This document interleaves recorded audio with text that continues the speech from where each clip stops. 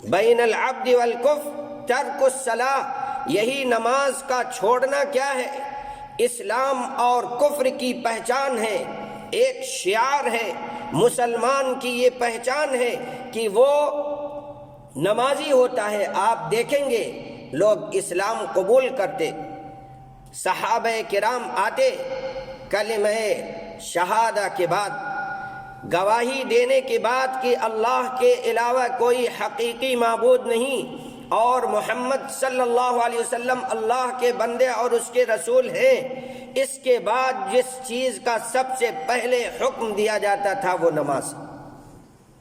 سب سے پہلے جس چیز کا حکم دیا جاتا تھا وہ نماز ہے، اور فرض نماز چھوڑنا تو دور کی بات ہے۔ بہت سے لوگ کہتے میں گھر میں پڑھ لیا تھا، گھر میں پڑھنے والے بھی سن لیں۔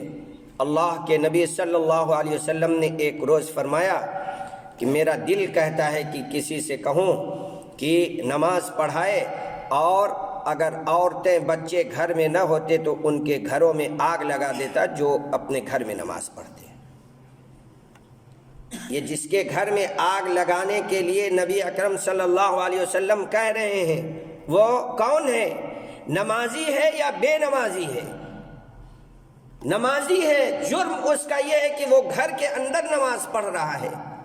نمازی ہے، جرم یہ ہے کہ وہ گھر کے اندر نماز پڑھ رہا ہے، فرض نماز کے لیے مسجد میں مسلمانوں کے ساتھ آ کر کے امام کے پیچھے نماز ادا نہیں کر رہا، اس کا جرم یہ ہے۔ اور ہم پوری کی پوری نماز چھوڑ کر کے بیٹھے ہیں اور اپنے آپ کو مسلمان کہتے ہیں۔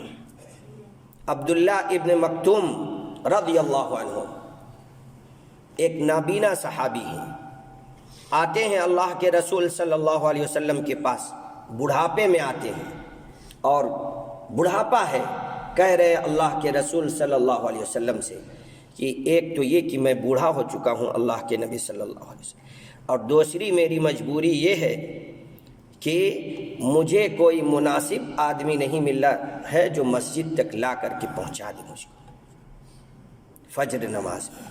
اللہ کے نبی صلی اللہ علیہ وسلم نے کہا ٹھیک ہے، رخصت ہے، جاؤ گھر کے اندر نماز پڑھ لو۔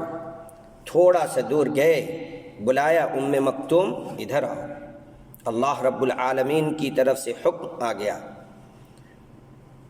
اللہ کے نبی صلی اللہ علیہ وسلم نے فرمایا کہ ام مکتوم اذان کی آواز سنتے ہو؟ کہا کہ ہاں اذان کی آواز تو سنتا ہوں۔ تو کہا کہ تب مسجد میں آنا ہے، مسجد میں آنا۔ کون ہے؟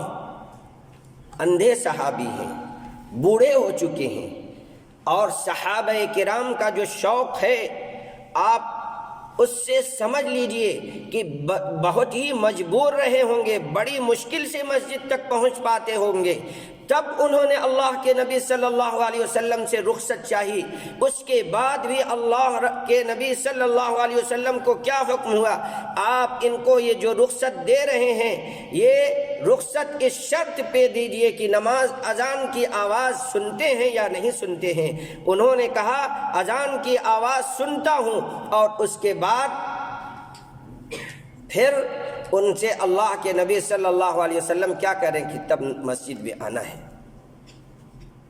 ہم اور آپ نمازیں چھوڑ کر کے بستروں پہ اذان کی آواز سنتے ہیں، مؤذن کی حی علی الصلاح اور حی علی الفلاح سنتے ہیں، نماز کی طرف آؤ، کامیابی کی طرف آؤ، مگر ہماری نیند کھلنے کے باوجود ہمارا ضمیر گوارا نہیں کرتا کہ ہم مسجد تک پہنچے، اس نماز کی طرف پہنچے جو اللہ کے نبی صلی اللہ علیہ وسلم کو معراج میں دی گئی، معراج کا یہ تحفہ ہے، گفٹ ہے اللہ کے نبی صلی اللہ علیہ وسلم کو، اللہ کی طرف سے یہ تحفہ اور گفٹ دیا گیا ہے۔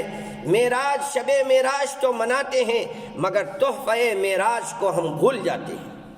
تحفہ معراج کی کوئی اہمیت نہیں، جو تحفہ ملا ہے اس کی سالہ سال کوئی فکر نہیں، اور جب اس طرح سے بدعات و خرافات کو منانا ہوتا ہے، دین کے اندر داخل ہوتا ہے، ہمارا ضمیر اس بات کو کیسے گوارا کرتا ہے کہ نکل کر کے جاتے ہو اللہ کے رسول کی مخالفت کے لیے، اور جس چیز کا اللہ کے نبی صلی اللہ علیہ وسلم نے حکم دیا اس کو ترک کر دیتے ہو، اس کو چھوڑ دیتے ہو۔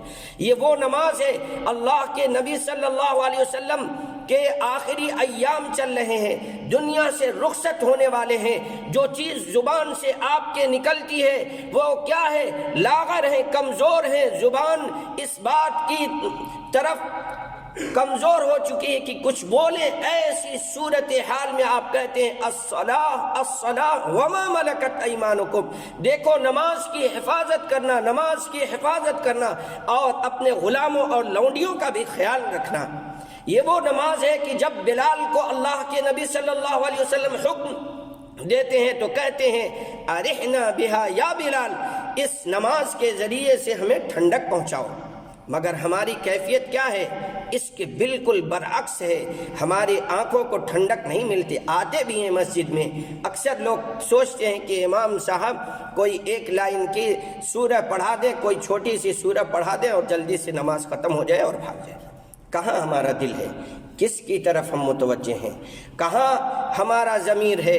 کہاں اللہ رب العالمین سے رشتہ ہے؟ کہاں خشوع اور خضوع ہے؟ کہاں تقوی اور امانت داری ہے نماز کے اندر؟ اس لیے ان چیزوں کا، نماز کا اہتمام کیجیے، نماز کی اہمیت کو سمجھیے، مسجدوں کو آباد کیجیے، اللہ رب العالمین آپ کو آباد رکھے گا۔